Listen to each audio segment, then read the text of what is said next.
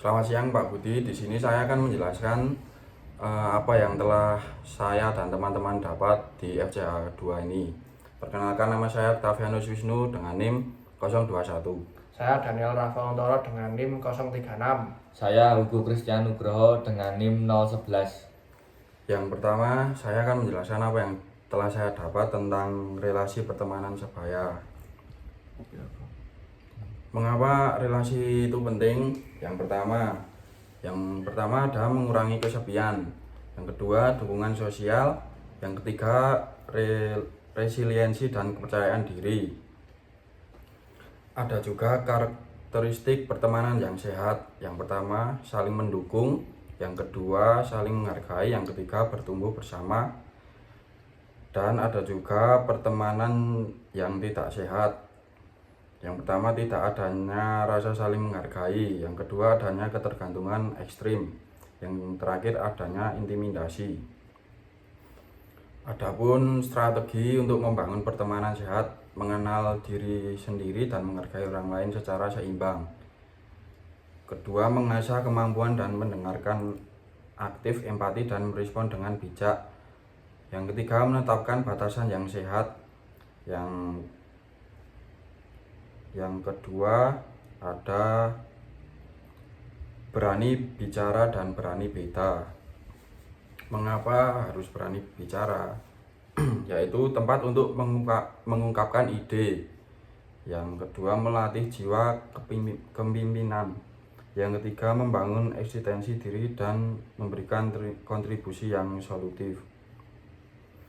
Adapun etika dalam berkomunikasi, yaitu berbicara dengan jujur, terus berempati kepada lawan bicara. Yang ketiga, fokus dan menghargai lawan bicara. Keempat, menjaga privasi orang lain serta menjaga situasi komunikasi tetap nyaman.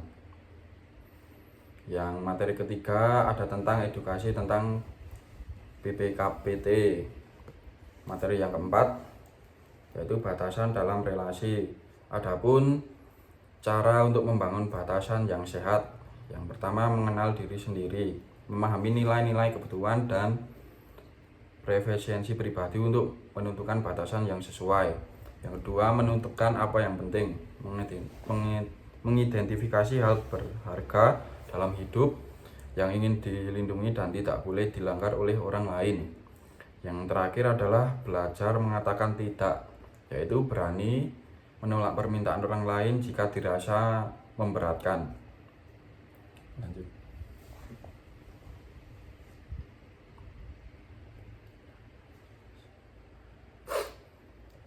Lalu untuk materi yang ke-6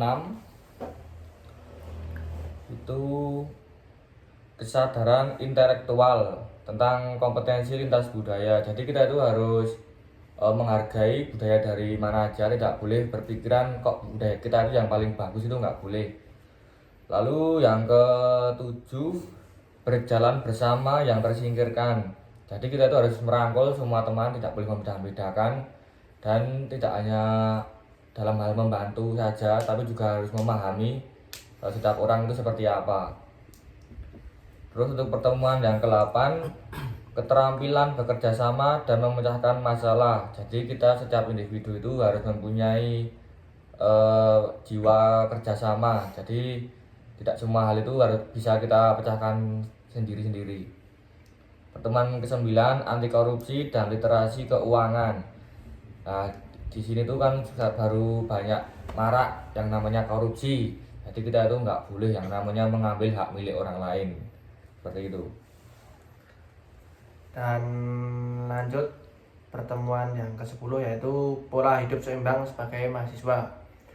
Mahasiswa berada pada masa orang muda, yaitu masa transisi penting dalam pembentukan identitas, karakter, dan gaya hidup. Pada masa ini, pola hidup yang dijalani seperti pola tidur, aktivitas fisik, pengelolaan stres, relasi sosial, serta penggunaan teknologi yang sangat menentukan kesegaran jiwa dan raga.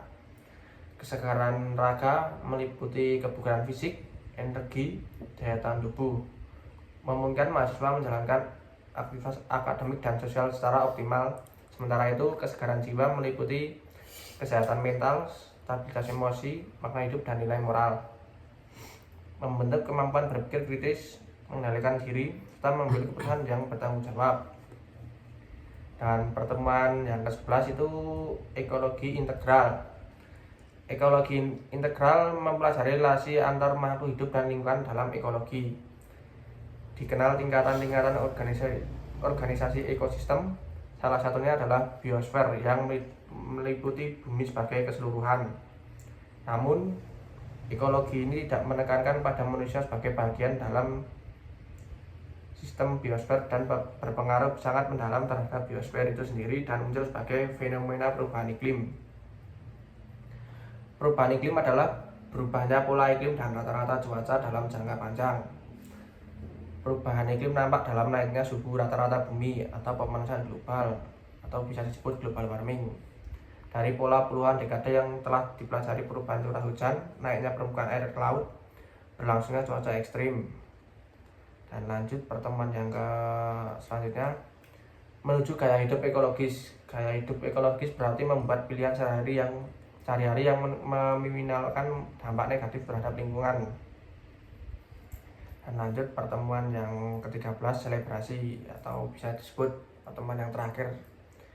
Biasanya Pak Budi pada pertemuan terakhir itu mengajak murid-muridnya atau mahasiswanya untuk makan-makan dan keluar dari kelas.